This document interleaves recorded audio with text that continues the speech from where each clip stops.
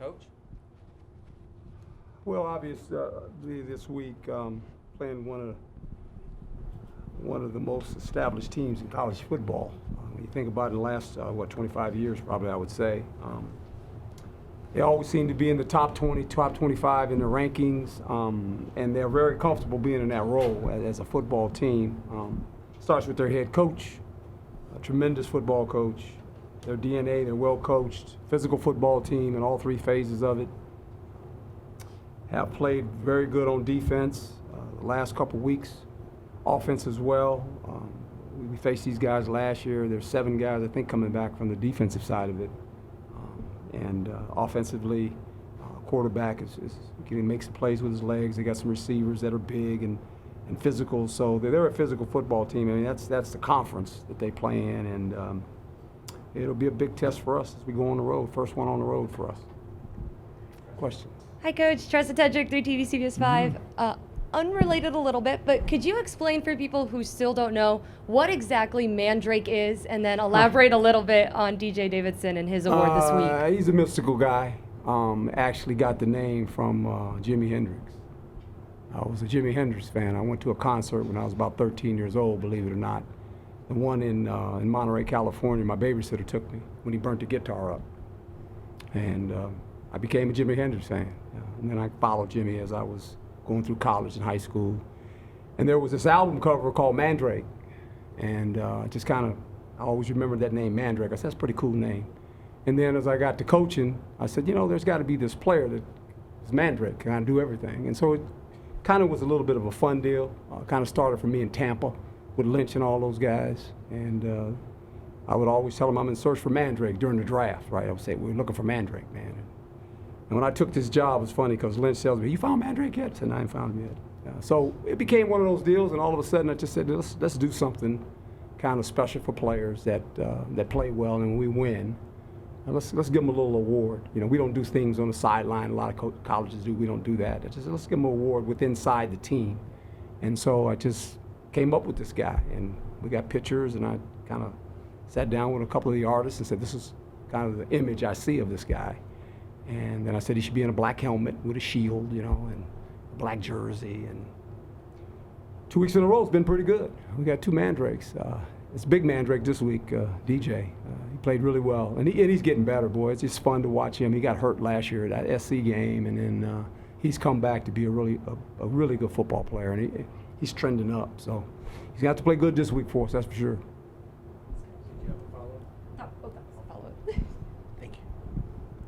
Paul Richardson with Sports Game Coach. This week it seemed like the team struggled to find a little bit of a rhythm. Yeah. How important is it going to be this week to get in that rhythm early so that way you don't come up against a... Well, I tell you what, this defense is pretty good. It really is. It doesn't give you a lot of room, whether you're running the football or throwing the football. And I think patience is going to be the key. Just like last year, it was not a offensive juggernaut game for either side. I don't think it was kind of one of those tight games, and we were fortunate enough to make some plays in the red zone. We got some turnovers. We turned one over too, going the other way, and then we had the ball at the end, and we made a couple plays, and we were able to kick a field goal. That's the kind of game it was. I mean, that was the kind of game that I envisioned it to be when we played them. This game will be a little bit different because we're on the road. They're going to have a packed crowd, and they'll be excited. And so we got to learn how to play on the road, and this is our first test with a lot of young guys. It'll be interesting to see how they react because we've been at home for the first 2 games, and now we got to go on the road. Chris Cartman, Sun Devil Source. Herm, last year before Michigan State, you talked about the clarity of their identity and how that's kind of what you were striving for as you progress at ASU. So fast forward a year, how would you self-assess at that point with your clarity of your identity? Well, I think right now, thus far, defensively, we've done some things pretty good. I mean, we allowed 14 points in 2 games. I don't know if you can do that. Got a chance to be in every game, right? So, we'll see. We play a different opponent. But right now defensively we're doing some things pretty good. I mean, got to get after the quarterback more. Offensively, we're trying to find our identity. We got a bunch of young guys. We've done a lot of things with the offensive line, as you guys know. That's just the way it is right now, and you know, not a lot of depth there. And the depth that is there is for our freshman players, and we're going to be forced to play some of those guys. And with that, then you got to figure out, well, what do you want to become? We're not the same offense we were last year, for sure, for certain reasons, and I'm not going to get into that, but we're just not. And I just think you always have this mindset of what you want to be until you start playing, and then you evaluate and you assess what you have, and you say, okay, the most important thing is allowing the players to have success and not let our egos get in our way of saying, I want to do this, when you're putting players in a position where they're not comfortable. So I think as we assess that, we'll find out more about our offense. Herm, Hod Rabino, Devil's Digest. I know that you have to be careful not to pin the offensive struggles on one specific position, Sure. but in search for identity, would it be fair to say that figuring out the issues on the offensive line can create that positive ripple effect that will better play as well as find that identity you're searching for? Yeah, and there's ways you can help it too. So I think we have to be smart enough to realize that too, and what we're trying to do schematically. You know, can those players do that? And then who is the opponent? You're playing a big physical football team up front with 7 veteran guys that have played defense, and they play in a conference where it's they play everything contested. Everything's contested. Every yard, every pass they're a heavy-handed team. You know, they play heavy football. They're athletic and they play heavy.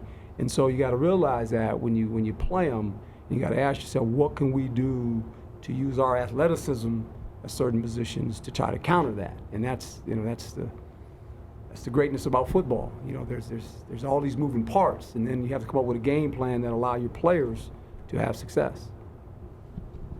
Kent Summers with Arizona Republic. A coach keeping his ego out of it and not forcing maybe. How difficult is that? Was there a point in your career where you did that and think, okay, I learned my lesson here?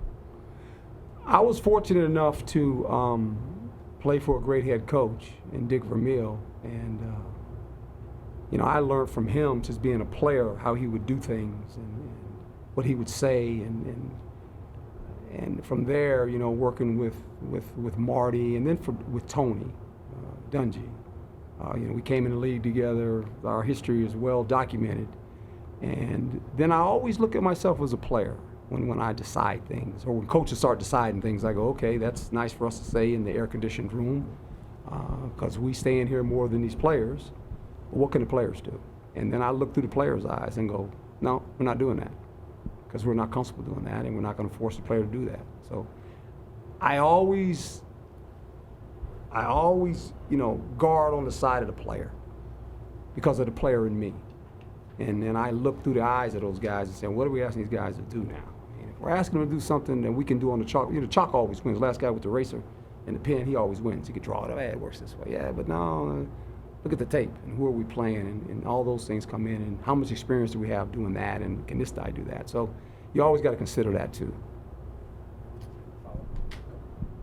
Herm, you have such a wealth of knowledge that you can draw from in your career. And last year, you changed some things offensively after San Diego State that really helped. So when you're involved in the conversations with Rob Likens and Dave Christensen, Yeah. what is that like at this juncture? Same thing, just kind of looking at us and going, okay, we got 2 games under our belt. This is who we are. What can we do to do some things to get our offense going? You know, and that's the whole key. Can we get some rhythm going here?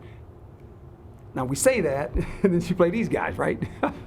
but hey, that's how it works. And so, what are we going to do? And I think we were here Sunday. You know, we were here Saturday, Sunday. You know, we were here long. We talked about it. I mean, we were here a long time, and hopefully we've come up with somewhat of a plan that we feel like we can implement going forward to help us. So we'll see. Have you had something that reminded you of this team in the past that you can particularly draw from? A Jet team we had. We're 2-5. You know, ended up winning division. Now I changed quarterbacks. But it wasn't just a quarterback. It was just we weren't playing very good, and we were a good team. We had just gotten the playoffs the year before. We weren't playing good. We weren't coaching good, but I needed to do something, And you can change every position on the team, and it doesn't matter a whole lot. But when you change the quarterback, it like sends shockwaves to your football team. It's like, just change the quarterback, and it ended up working out, But there's always these flows of the season. Sometimes we get caught and you start thinking, well, what can I do to help? And that's what the head coach has to do. He has to think of things that maybe can help. Then we got to try to do it. Greg. Greg Moore, Arizona Republic. Coach, good to see you. Seems to me that some things are going well. It just seems like you guys need to clean up some stuff. Yeah. What do you do to get that message across? How do you get guys to clean up the little stuff week to week? Well, you make a great point, and even last game, even though it wasn't fun, there's 2 touchdowns come off the board. One being a fumble on the one going in, and the other a penalty. And then you got 33 points. And then it's like, okay, first game scored 30, second game scored 33, and you're giving up 14, and everybody's going, they're doing okay, right? But when that doesn't happen, then this cloud becomes part of it, and you can't worry about that. I've been doing this too long that I'm not fazed by any of that. I'm just not. You just coach and you just say, okay, I'm an optimist. That's just my personality. That's who I am. I'm a caring person. I care, and it's very hard for me to go to the dark side. I don't dwell on that side of it because it's no fun. You don't get nothing out of it. It's just let it go. Just let's do something here. And so you try to fix things. That's what you do. You just try to fix it. And I think there's moments of when you go, ooh, okay, we gotta have more moments. And more times than any, when you look at the tape, now sometimes it could be the call. Sometimes you could, do something and put the players in a bad way. But a lot of times it's just the fundamentals of football. Did I do it correctly? And I think if you watch the tape, it's like, it's more of us than them. It's kind of like, now could you call it maybe a better play? Yeah, but the execution of this one, maybe you get 2 yards rather than -3, right? And so you got to guard against that too. You can't all of a sudden, and now offense is funny because, offense is predicted on moving the ball, and if you get caught calling plays and one doesn't work, and then you go fix it on the sideline, and you never come back to it, and you hit another play and that one doesn't work, then all of a sudden you go back to something you just fixed to see if it works, right? And sometimes the game doesn't allow you to do that because you get so enamored with, it doesn't work, I got to do something else, right? And you get going, all of a sudden you lose track of what you're doing and nothing works. So running is hard. Running's not pretty. Running's 2 yards. And everybody goes, ugh. But you can't then all of a sudden come back and start throwing 10 passes in a row and say, well, we can't run. Well, running is hard. And look, I said it early. People are going to stack the box. They're going to put 8 guys up there. They're going to find a way. And until you start hitting some passes, and they're going to stay up there, and we got to be able to do that.